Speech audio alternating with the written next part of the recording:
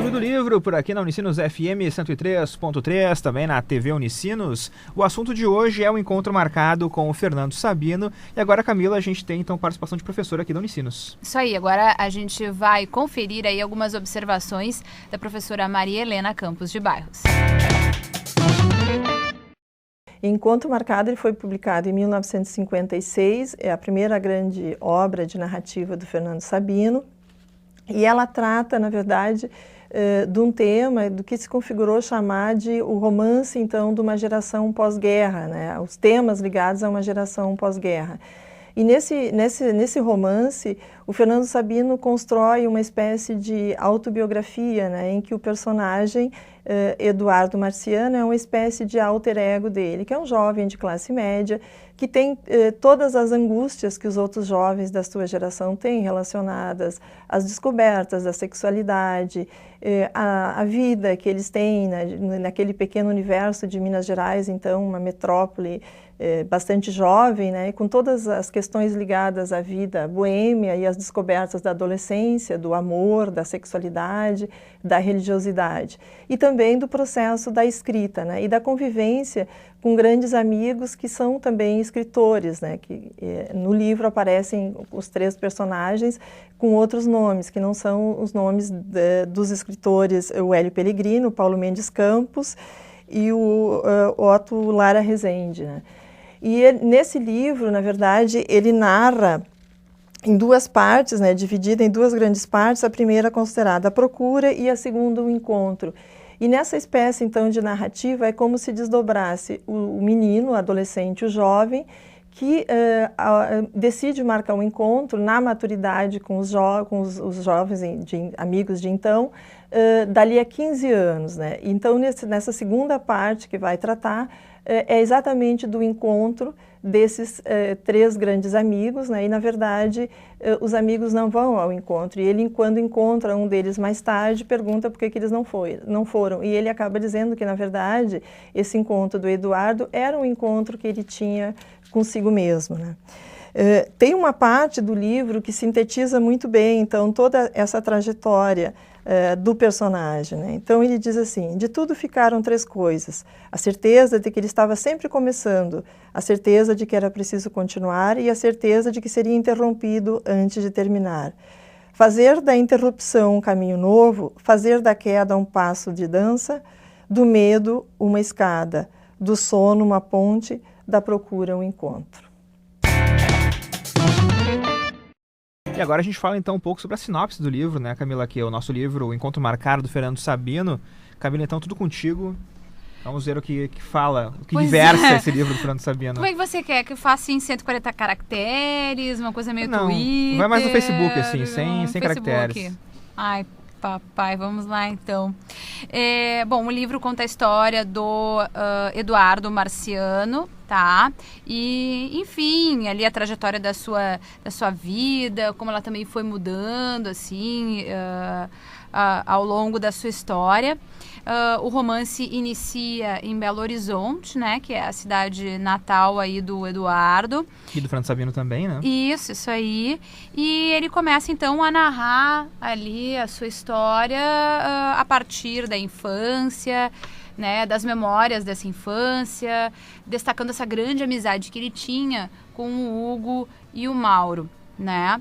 Eles são muito ligados à literatura, né? Então eles depois ali na sua juventude a gente vai observar muito isso. Eles ficam discutindo essas questões relacionadas à literatura, mas são também discussões filosóficas. Um apelido do outro, de nomes de autores, personagens. Eles são bem assim... Eles misturavam. E se dizem tudo, assim, né? né? Eles Poetas são e escritores. pseudo-intelectuais. Vamos combinar? Tu não achou isso aí, Rodrigo? Não, Eles bem são pseudo-intelectuais porque eles chamam uns aos outros com esses nomes de escritores ou de poetas, ficam fazendo citações assim. É uma coisa meio assim para mostrar que eles têm E o livro, ele dá bem isso, sabe? Ele dá bem Eles têm esse conhecimento, né? O livro dá bem esse tipo de indício de que eles são pseudo-intelectuais, porque tipo, não tem problema nenhum se tu é um intelectual e tu quiser chamar teu amigo de o nome de um autor. Mas o Fernando Sabino, ele diz, assim, em algumas partes, tipo, que o Eduardo, ele fala uma frase, mas não sabe o que significa ela, mas ele fala pra ficar bonito, né, pros amigos ali, porque ele sabe que alguém vai... Até a palavra precoce, quando uma pessoa disse pra ele, quando ele era criança, ele não sabia o que era a palavra. E mais tarde, quando já era adulto, ele fala pra outra criança que já era precoce, e ele cita assim, mas eu sei que essa pessoa, quando ouviu, sabia o significado da palavra. Então ele fez esse... eles tinham muito esse lance, sabe, de querer são todos pavões, assim, né? Eles querem se apavonar um na frente do outro e mostrar que sabe mais um do que o outro. Só que o Eduardo, pelo menos que mais a gente está em contato, na verdade, né, com os pensamentos dele, a gente sabe que o Eduardo, ele fingia muito, né, que sabia as coisas, mas não sabia tanto, na verdade, né, Camila? Pois é. E o Eduardo também era uma criança mimada, né? Ele era a Camila já tinha comentado isso aqui. Então ele era uma criança bem mimada quando era pequeno, faziam bastante as vontades dele. Me parece que ele era de uma família de classe média, assim, né? Filho único. A história... E aí tinham pais muito, muito dedicados, né? A história começa mais ou menos, eu lembro, com ele entre 7 anos ali, mais ou menos, que fala que ele aprendeu a ler sozinho, que ele era até um pouco desbocado, assim, já sabia alguns termos indevidos para a idade, né, naquela época. Sim, ele era uma criança super ativa, assim, também, no caso. Pois é. E ativa de birras também, né? Porque quando ele não queria fazer alguma coisa, ele chegava e começava a arranhar o rosto, né? O rosto, a sangrar, não queria ir pro grupinho do colégio que tinha ali. E às vezes ele, tipo, não, agora eu vou.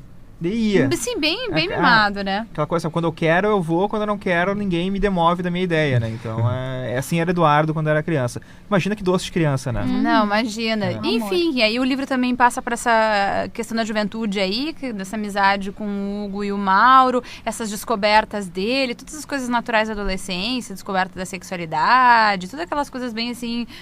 que acontece com todo mundo, enfim, aquelas coisas que são lugares comuns, assim, é engraçado, né? Que a gente, pelo menos eu, assim, numa certa parte do livro, a gente não tem noção de que idade ele tem. Quando ele tá ali bebendo bastante, saindo com os amigos, a gente não sabe que idade ele tem exatamente. O Douglas disse, 17... 18 anos, eu imaginava que ele tinha menos, assim, uns 15, 16. Por exemplo, ali quando ele vai se não me engano, ele vai pro Rio e ele se inscreve lá no concurso que ele ganha 100 mil réis ou 100 mil cruzados na época. Essa época acho que ele tinha uns 15, mais ou menos, que depois cita, quando ele encontra o pai dele, a idade que ele tinha. Tem algumas partes do livro que fogem, assim, a idade, porque tu tá numa situação que onde é revelada a idade, aí tu vê que passa um pouco, mas tu não sabe, passa por uma situação, uma etapa da vida, mas tu não sabe quanto passou. Por exemplo, depois ali que ele se casa e tal, ele se casa jovem, acho que com 20 anos, se não me engano, acho que 21. Eu lembro dele dizer só da idade mesmo quando ele entra no quartel, ali no exército, né? Isso. E Acho depois... que ele se casa com 21, Douglas. Isso, exatamente, porque ele fica primeiro noivo, né? E depois desse período, várias coisas acontecem e fica uma lacuna, assim, da idade dele. E eu acredito... sabe, né? E eu acredito que vá depois... E depois ele passa por algumas situações em que o leitor tá pensando, bom, mas esse cara já deve ter perto dos 30, assim, alguma coisa aí. Então... falta essa parte. Assim. E ele se vê muito envelhecido, né? Então eu sempre imagino que, na verdade, ele devia ter uns 30 e poucos, mas ele se acha muito mais, sabe? Ele se acha, digamos, com 50, talvez. Tanto que ele disse no encontro, né? Que ele não queria 20 anos e sim 15, porque ele não estaria vivo até lá. Mas também a noção daquele tempo, assim, era diferente da nossa noção de tempo, né? Também. Porque hoje, 30 anos, é muito novo, Sim, novíssimo, na verdade. Novíssimo, né, cara? Começando a A vida. adolescência vai até os 30 e poucos. Não tanto quanto 20, mas ok. Mas enfim, ok. E aí passa também por toda essa experiência boêmia dele, que acompanha isso ele pro resto da vida. Essa parte adulta dele, quando ele casa, vai ao Rio de Janeiro, e ele fica, e isso tem muita discussão dentro do livro, o próprio fazer literário, né? O escrever, né? E ele fica naquela angústia de não conseguir produzir, não conseguir escrever. E aí também como é que o Eduardo se comporta como casado, nessa vida de casado, as amizades que eles têm, enfim.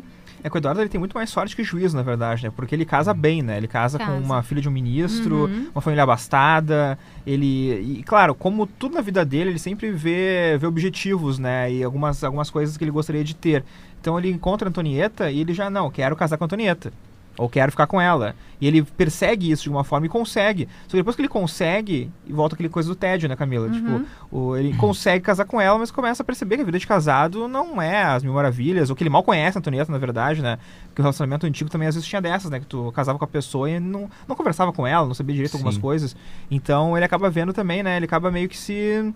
sabe, vendo em perspectiva aquele casamento e vê que não é... E uma coisa que eu vejo, até o Rodrigo falou, e acontece no livro, é aquela questão de, às vezes, tu não tá preparado e tu recebe oportunidades na vida, e às vezes tu pega e às vezes tu não pega, mas isso acaba, de alguma maneira, te interferindo, não me manda uma coisa mais infantil, mas tu fica mal preparado para aquilo, porque tu recebe tudo de mão beijada, digamos. Por exemplo, ele tinha um emprego no jornal, ele escrevia artigos, né, que entrava uma vez por semana e tal, e ele tinha aquele emprego e depois ele poderia receber para repartição na prefeitura, e depois ele arrumou uma vaga junto com o sogro dele, sabe? Então as oportunidades sempre foram surgindo para ele. E quantas vezes o livro dele, que nunca saiu, foi, por exemplo, oferecido pelos outros personagens que tinham a ver com a literatura para ele publicar esse livro, né? Já estão pedindo o teu livro, querem o teu material e tal, e ele nunca estava pronto. Então, às vezes ele recebia oportunidades demais, às vezes ele não estava nem preparado para isso que ele realmente poderia aproveitar, eu acredito. Isso é muito, sabe, do Eduardo, assim, aquela história de, tipo, ele se acha um escritor, mas nunca escreve aquele romance, talvez até por medo do que diriam sobre a literatura dele. Ele escrevia sobre escrever romances, no caso. Um dia ele ia escrever sobre escrever romances, que era totalmente, sabe... O lance realmente que acho que ele tinha medo, na verdade, né, de poder, sabe, colocar a sua obra na rua, e para um escritor certamente é um problema, né, tipo, tu não conseguir nunca se liberar da tua obra, ou nem escrevê-la, na verdade. Ela tem uma ideia às vezes, mas tu não consegue colocá-la no papel. E o Eduardo é bem isso, sabe, é uma pessoa que, ou sei lá, eu falo pro amigo dele, você se chama de poeta, e o cara diz, não me chamo de poeta, me chamo de jornalista.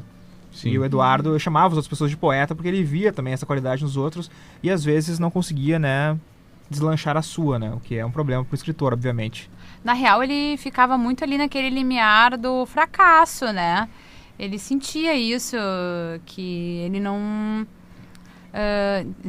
né, em todos os aspectos, assim, pelo menos eu vejo assim, tanto na questão do escrever, quanto dos relacionamentos dele, né?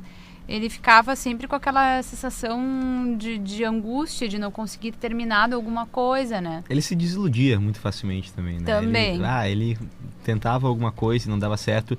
E daí o escape dele, tirando uma breve parte do livro, onde ele tenta ele consegue parar de fumar e beber por um tempo, mais pra frente, né? Quando ele busca por renovações e tal. Tirando essa parte, o escape dele era sempre a bebida, encontrar os amigos no mesmo bar, e mesmo quando... E o livro citava várias vezes assim...